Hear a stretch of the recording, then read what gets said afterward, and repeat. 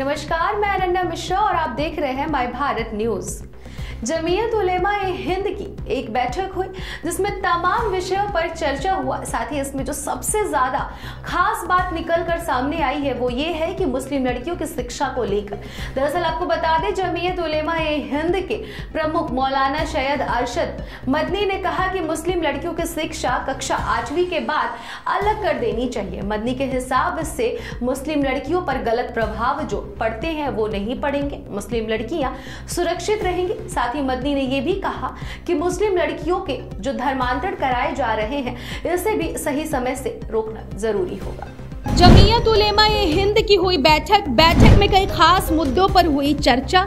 मुस्लिम लड़कियों को लड़कों के साथ ना पढ़ाया जाए, मुस्लिम लड़कियों के हो रहे धर्मांतरण। जी हां, आपको बताते चले कि राजधानी लखनऊ में बीते दिनों जमीयत उलेमा की बैठक हुई। बैठक में कई हिस्सों पर, कई मुद्दों पर बात हुई, जिसमें 37 जिलों से हजारों की तादाद में उलेमा के सदस्यों ने शिरकत की। इस बैठक में जमीयत उलेमा-ए-हिंद प्रमुख मौलाना सैयद अरशद मदनी भी शामिल हुए। मदनी ने अपने संबोधन के दौरान मुस्लिम कौम से कई तरह की अपील की और कहा कि मुस्लिम समाज के सुधारक के लिए संघर्ष करना इस समय की सबसे महत्वपूर्ण जरूरत है।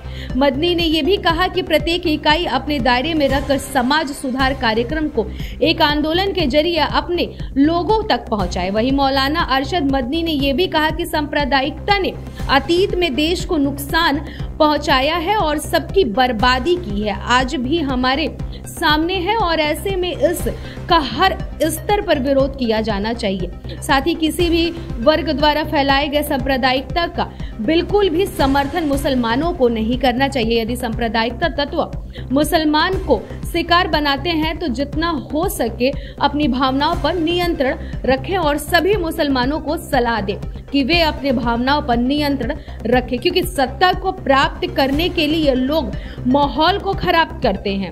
वहीं उन्होंने ये भी कहा कि सांप्रदायिकता शक्तियों द्वारा नफरत के नारे देना देश की मुखालफत है। वहीं उन्होंने आगे ये भी कहा कि अंग्रेजों ने देश का विभाजन किया और उस समय के मुसलमानों को भड़काया, लेकिन जमीयत उलेमा उन मुसलमानों को सच्चा मुसलमान नहीं मानती है और उनसे अलग है। मदनी ने आगे ये भी कहा कि मुस्लिम शिक्षण संस्थानों की स्थापना की जाए, जिसमें नर्सरी से मिडिल और हाई स्कूल तक इस्लामी माहौल में शिक्षा दी जाए और ऐसी शिक्षा को जमीयत से जुड़े उलेमा विशेष रूप से ध्यान दें और अपनी देख रेख में ही आधुनिक शिक्षण संस्थानों की स्थापना कराई जाए। इसके साथ ही मदनी ने आगे ये भी कहा कि देश की वर्तमान स्थिति में विशेष रूप से मुस्लिम लड़कियों के लिए 8वीं कक्षा के बाद अलग शिक्षण संस्थान स्थापित किए जाए ताकि लड़कियां बुरे प्रभाव से सुरक्षित रह सके, क्योंकि लड़कियों को धर्मांतरण का शिकार बनाया जा रहा है और उनका धर्मांतरण भी कराया जा रहा है।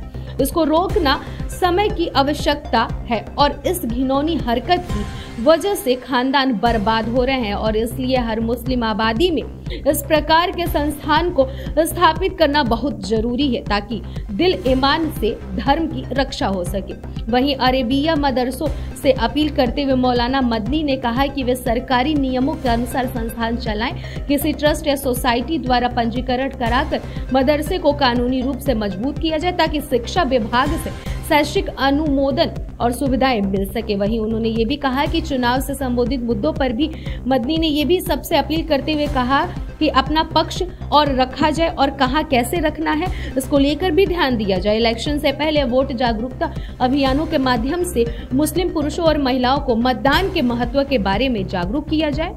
साथ ही उन्होंने ये भी कहा कि नए वोटर के नाम मतदाता सूची में दर्ज कराया जाए और फिर चुनाव के लिए उन्हें सही मार्गदर्शन देकर वोट डलवाया जाए ताकि मन मुताबिक सरकार चुन सके। देश के बदलाव परिदृश्य में मुसलमानों के लिए आत्मनिर्भर होना बहुत जरूरी हो गया है। मुसलमान खुद आत्मनिर्भर बने और किसी के सहारे ना रहे। आज के लिए बस इतना ही। देखते रहिए माय भारत न्यूज। देश का सबसे बड़ा राज्य उत्तर प्रदेश,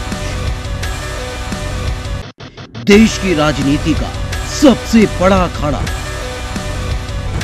माय भारत बनेगा आम जनता की आवाज। अब होगी हर खबर की जमीनी पड़ताल। जुड़े रहिए सिर्फ माय भारत के साथ।